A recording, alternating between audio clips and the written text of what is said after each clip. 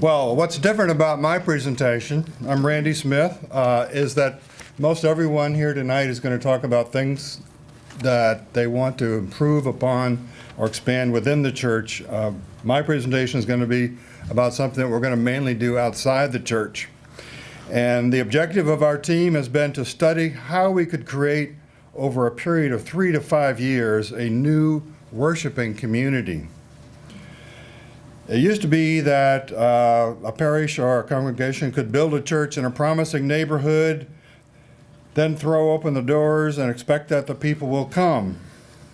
This strategy has stopped working years ago, however, and it's becoming increasingly difficult for churches to understand how to attract people that are not going to come to existing churches, but they tend to just avoid churches altogether in most cases. But our proposal is to take church to the church-less.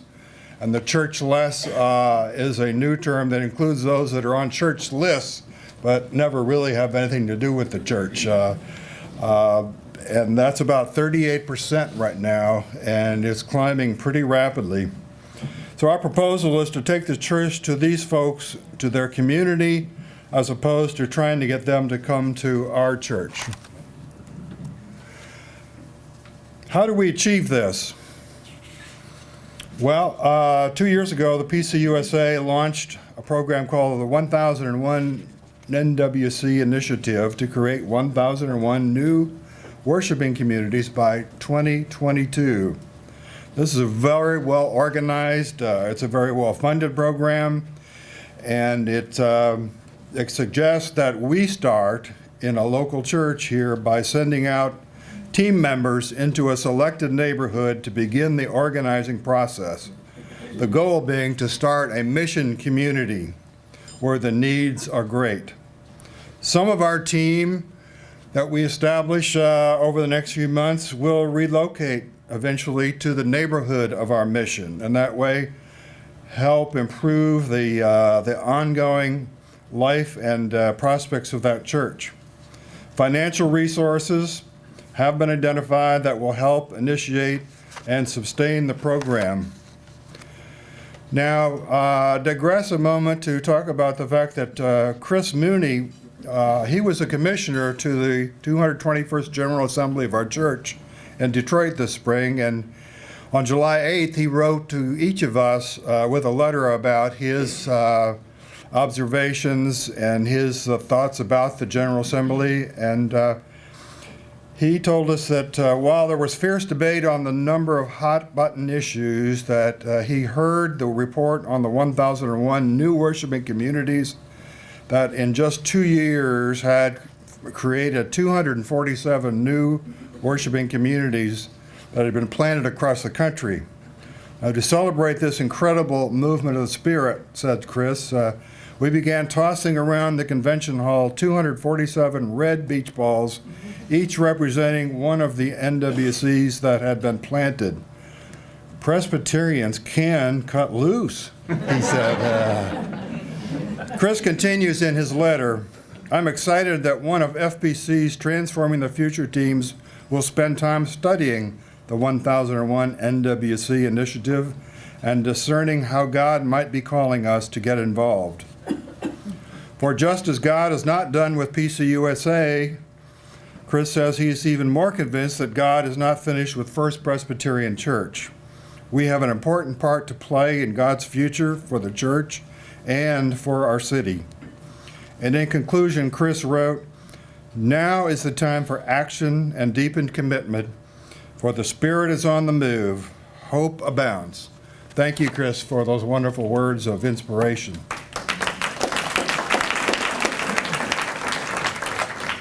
Now, our group has spent 4 months in preparation in order to report to you this evening, and we've been studying. That's the key word in our goal, is to study this whole concept of 1001 new worshiping communities and how you go about pulling it off. So we've been visiting and studying new worshiping communities as far north as Washington, Philadelphia, and also to the only new worshiping community to become established in this presbytery, thus far, and that's the East End Fellowship on Church Hill that many of you are familiar with.